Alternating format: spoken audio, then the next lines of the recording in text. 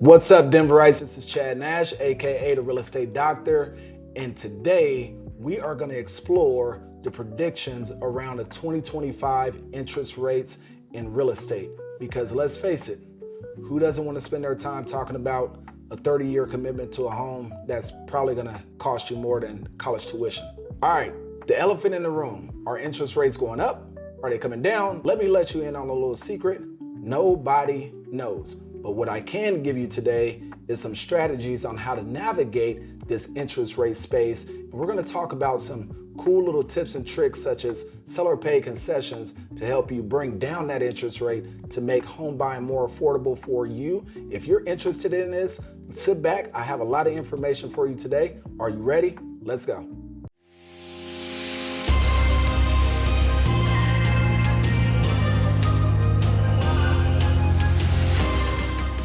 Okay, the big elephant in the room, where are interest rates going in 2025? Well, to answer that question, we need to think back where interest rates were in 2024 and also post-COVID. So remember, post-COVID, we saw interest rates dip down to almost 2%.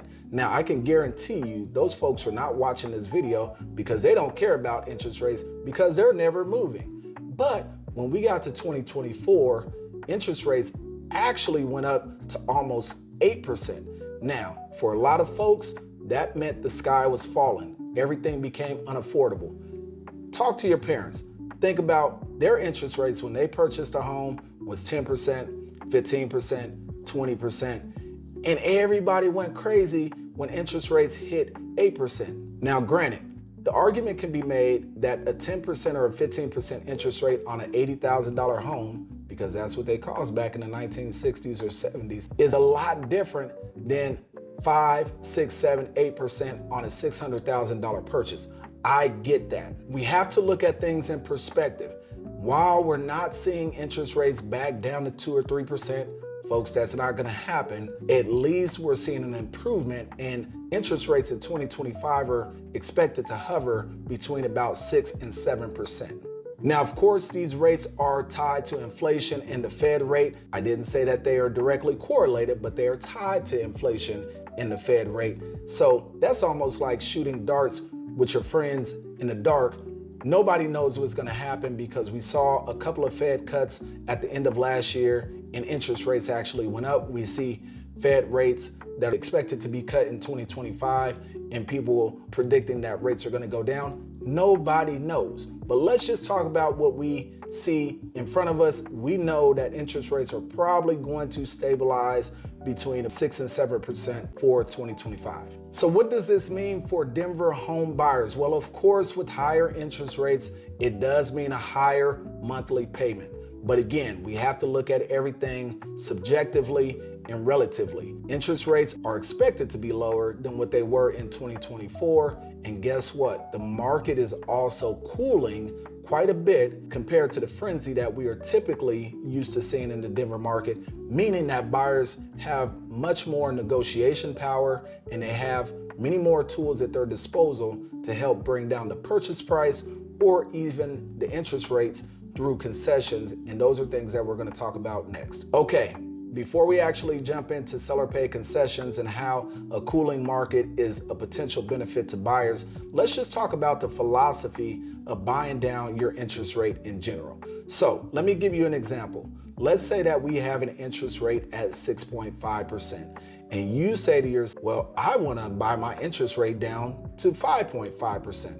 Now, nothing is free. So what you're looking at doing is paying a lump sum upfront to the lender in the form of closing costs, and you're expecting to reduce the monthly payment by lowering your interest rate by 1%.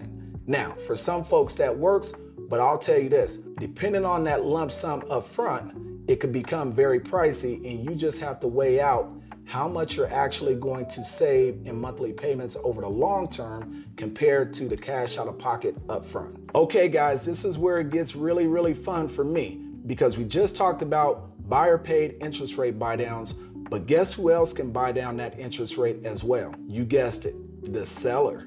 So let me give you a real life example of how this would work with the seller paid interest rate buy down. Let's say you find a house that's been sitting on the market, we'll just say for 600,000. Now, I will get a lot of clients who will come to me and they will say, Chad, we want to get that house for maybe 575, 580.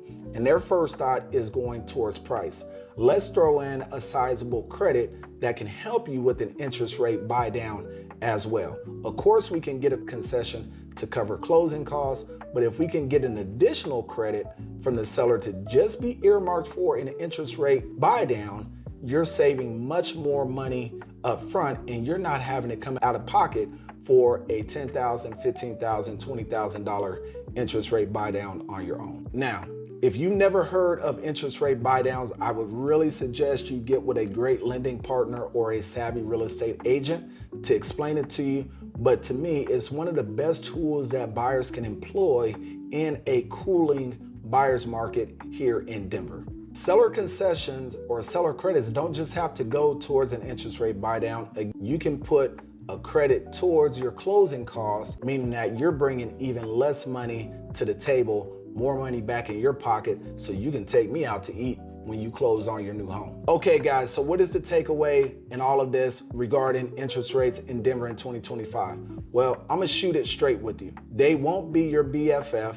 You're not gonna get down to 2 and 3%, but if you're taking advantage of seller paid credits, closing costs, concessions, and interest rate buy downs, you can actually negotiate a great deal on your behalf and in your favor to make the home of your dreams much more affordable and attainable. Remember, the real estate market cannot be outfoxed and outsmarted. Think of it like a first date. It's all about timing, negotiation, a little bit of luck, and creativity to get that home of your dreams. All right, guys, this is Chad Nash, aka the Real Estate Doctor here in Denver, signing off. Until next time, guys, keep chasing those mile-high dreams, budget for a couple of cups of coffee along the way, and always remember, negotiation and creativity is key. Talk to you soon. Hey guys, if you enjoyed this content, make sure you subscribe to my channel so that you can be one of the first to know when content drops on a weekly basis. Also, if you find yourself in the real estate market, check out my comment section below where I provide my home buyer and home seller guides for free. Go ahead and download them. Hope they're of use. Hope to talk to you guys soon.